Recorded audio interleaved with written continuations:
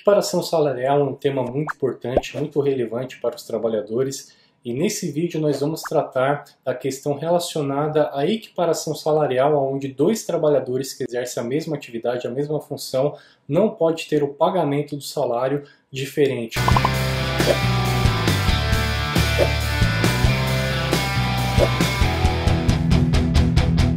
Valdemar, eu vou te confessar que eu acho que o tema equiparação salarial é um dos temas que eu acho mais interessante no direito do trabalho.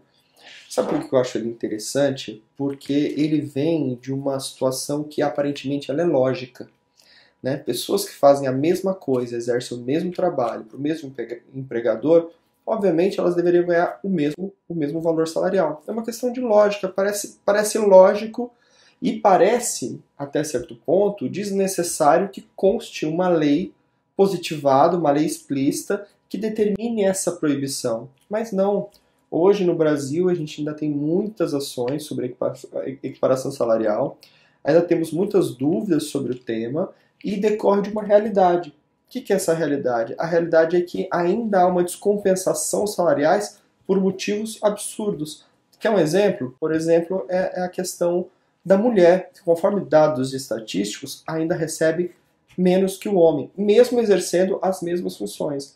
Então, o Instituto da Equiparação Salarial nada mais é que uma lei explícita na CLT que determina a proibição de que pessoas que fazem a mesma coisa ganham salários diferentes. Doutor, só para esclarecer uma dúvida que surgiu aqui com esse comentário, em relação a homem e mulher, então, se uma mulher ela exerce a mesma atividade, a mesma função que um homem numa determinada empresa, a mulher também tem direito de perceber o mesmo salário que o homem recebe? É dessa forma que funciona também em relação à equiparação? Não só por sexo, mas por raça, cor, credo, crença, qualquer coisa do gênero. Não existe, a nossa Constituição Federal, ela proíbe qualquer espécie de discriminação. Então, a equiparação salarial, que é o objeto desse vídeo, é determinar mais ou menos o que ela é essa vedação, essa proibição de que pessoas que fazem o mesmo trabalho tenham salários diferentes. Então, qualquer pessoa, de qualquer natureza, de qualquer característica pessoal, ela tem que ganhar o mesmo quanto salarial do seu colega. Perfeito, doutor. Então, só para a gente finalizar aqui o raciocínio desse esclarecimento, então, tem direito à equiparação salarial qualquer pessoa, qualquer trabalhador, independente do sexo ou credo, que exercem numa determinada empresa a mesma atividade que a outra. Então, diante dessa circunstância, de fato, não pode existir uma diferenciação no pagamento do salário desse trabalhador. Então, resumidamente, a equiparação salarial é isso, é para equiparar o salário de uma pessoa que exerce a mesma função e atividade que a outra, resumidamente, seria isso? Na verdade, a equiparação salarial é um complemento de uma vontade constitucional maior, de uma proibição maior que proíbe qualquer tipo de discriminação. O espírito da questão é proibir, extinguir qualquer tipo de discriminação entre as pessoas de uma empresa. Há séculos atrás, a gente poderia até entender como normal a discriminação por sexo, por cor, por qualquer coisa do gênero. Graças a Deus, o nosso mundo evoluiu e as nossas instituições jurídicas também evoluíram. Então, qualquer tipo de discriminação, principalmente a salarial, ela tem que ser vedada. É por isso que eu até comentei com o senhor no começo que eu achava um dos institutos mais interessantes do nosso direito. Porque quando a gente faz uma leitura do artigo 460, 461 da CLT, gera até uma certa estranheza. Por que é necessário ter uma lei para dizer que as duas pessoas que fazem duas coisas iguais têm que ganhar o mesmo tanto? Isso acaba sendo algo interessante para os estudantes de direito e também para a população em si, que tem que ter essa regra básica muito clara de que pessoas que trabalham no mesmo empregador e que fazem a mesma coisa têm que ganhar o mesmo salário.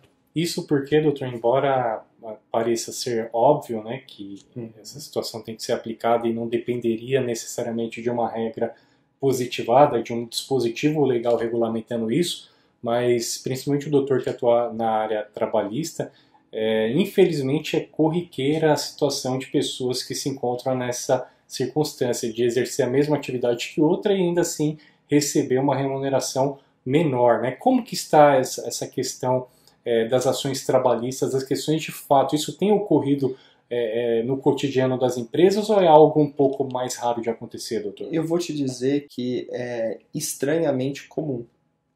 Por que é estranhamente comum? Porque como a gente tem repetido o termo aqui nesse vídeo, decorre da lógica, né? Decorre de uma situação lógica, de uma questão de justiça que pressupõe a lógica. Agora, infelizmente, é corriqueiro sim, nós temos muitas ações, né, no Poder Judiciário Trabalhista que decorre deste assunto, equiparação salarial.